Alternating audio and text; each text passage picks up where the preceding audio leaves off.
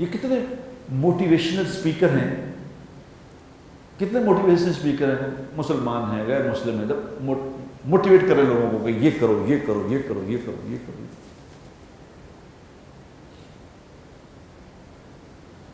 آپ یقین کرو مجھے انضمام الحق نے بتایا، انضمام الحق نے کہا کہ جی آپ نے مجھے کہا تھا کہ فلاں موٹیویشنل اسپیکر کو سنو، میں نے اسے کہا تھا کہ سن، اس نے کہا میں نے سنا، اس کو میں نے سنا تو میں کہتا ہوں، اس نے کہا یہ باتیں تو ہم نے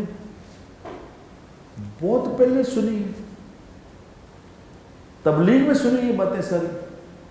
میں نے کہا اس لیے تمہیں میں نے کہا اس لیے تھا کہ یہ سنو، تمہیں پتہ چلے کہ یہ موٹیویشنل اسپیکر ایک ایک سیشن کرنے کے 5-5 7-7 8-8 لاکھ روپے لیتے ہیں،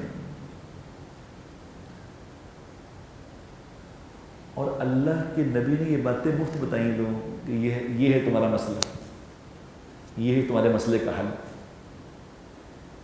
اب وہ آگے اس کو کپڑے کپڑے پہنا کے انہوں نے وہی باتیں آگے مارکیٹ میں چھوڑ کے اس سے بہت زیادہ مال کما رہے ہیں۔ حضور اکرم صلی اللہ علیہ وسلم سے بڑا بھی کوئی موٹیویشن اسپیکر ہو سکتا ہے؟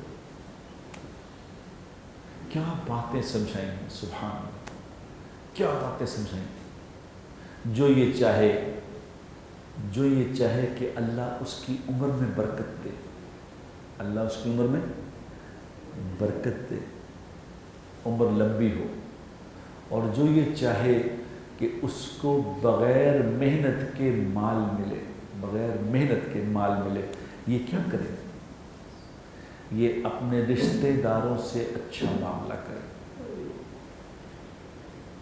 اب یہ بات کوئی موٹیویشنل اسپیکر سمجھا سکتا ہے؟ اب نہیں مان سکتا۔ کسی کا ویژن یہاں جا سکتا ہے؟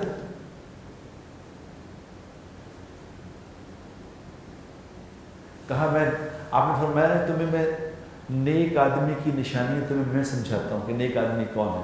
پہلے یہ فرمایا نیک لوگوں کو دوست بناؤ، نیک لوگوں کو دوست بناؤ۔ پھر فرمایا کہ نیک کون ہوتے ہیں، میں تمہیں نشانیاں بتاتا ہوں۔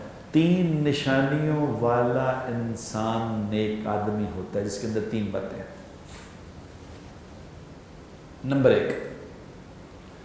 نمبر ایک، جس کو دیکھو تو دیکھ کے اللہ یاد آئے، جس کی طرف دیکھو تو اس کو دیکھ کے اللہ یاد آئے، نمبر 1۔ نمبر 2، جب اس کے پاس بیٹھو